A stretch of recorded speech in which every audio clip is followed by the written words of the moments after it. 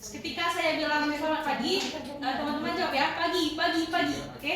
Yes. Selamat pagi. Pagi. Selamat pagi. Pagi. Sekali lagi, selamat pagi. Pagi.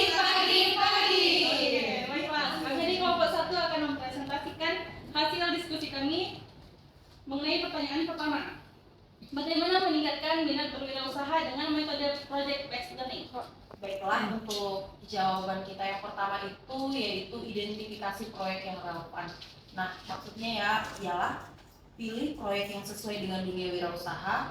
Contohnya, minta siswa merancang bisnis kecil-kecilan berdasarkan minat dan kemampuan mereka, seperti membuat rencana bisnis, produk atau jasa yang sesuai dengan minat mereka.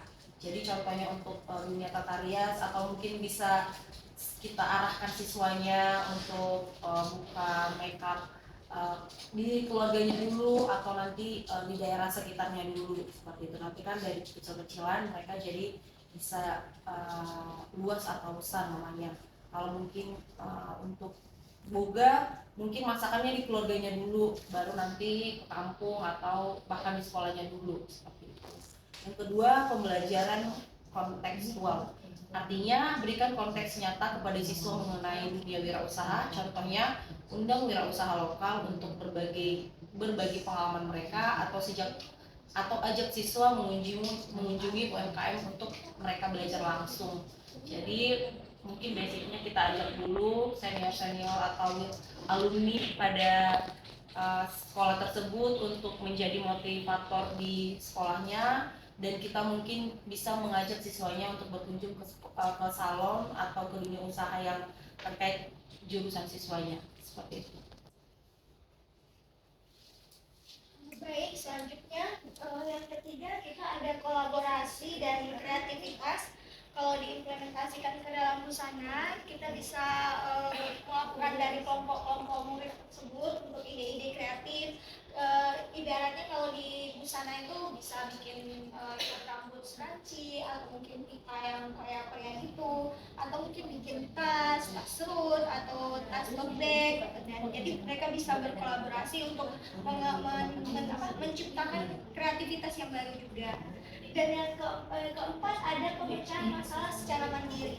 Dalam konteks wirausaha, mereka bisa belajar bagaimana menghadapi resiko bisnis, membuat keputusan dan mengelola sumber daya. Jadi sekiranya ada kendala, mereka bisa belajar untuk mengatasi permasalahan dari usaha wirausaha dalam berwirausaha tersebut.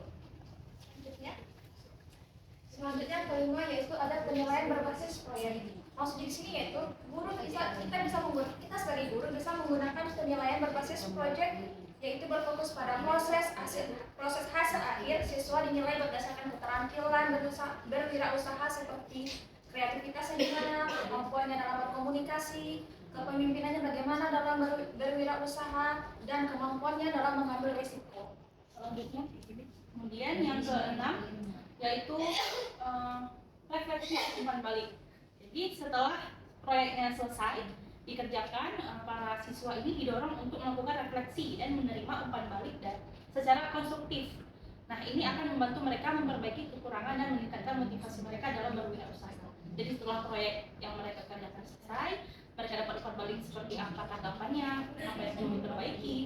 Kemudian itu akan menjadi bahan evaluasi bagi kelompok tersebut memperbaiki wirausahanya itu menjadi lebih baik. Mungkin ini saja jawaban dari nomor 1 di persoalan kita, hasil diskusi kelompok kami. Bagi teman-teman yang punya pertanyaan, ini adalah sumber bacaan yang telah kami gali tadi sama-sama. Bagi teman-teman yang ada pertanyaan, tanggapan maupun saran, kami persilakan. Usaha. Jadi di situ nanti kita undang narasumbernya, atau kita langsung berkunjung ke salon tersebut, industri tersebut. Yang kontekstual yang nyata ya. Jadi kamu mengundang narasumber, tapi narasumber yang relevan dengan permasalahan. Ya. Kemudian dikolaborasi dan kreativitas. Pengusaha banyak yang berhasil, banyak yang sukses karena dia kolaborasi. Jadi itu IPK untuk menunjang kesuksesan seseorang itu tidak selamanya IPK tinggi, tapi dia bisa berkomunikasi, dia bisa berkolaborasi, dia bisa tim bekerja sama. Itu jadi jangan itu cuma SMA, itu cuma ini, saya S2, jangan pandang itu. Tapi karena dia punya ilmu bagaimana kepemimpinan yang bagus, bagaimana etika, attitude, itu bisa berhasil, bisa sukses. Dia tidak bisa komunikasi, tidak bisa bekerja sama. Kalau orangnya egois, jangan harap bisa sukses. Kalau orangnya diam aja, nggak pernah komunikasi, yang bisa sukses itu yang pandai membangun jaringan. Oke, kalau mau jadi wirausahawan harus siap dengan kegagalan. Tapi prinsipnya orang wirausaha mati satu, tumbuh 1000 kali. Ya, artinya kalau nggak berhasil yang sekarang ini, coba lagi. Itulah orang yang biasa sukses. Ya, oke. Nggak ada pertanyaan? Kalau iya, akan dilanjutkan oleh kelompok berikut. Mereka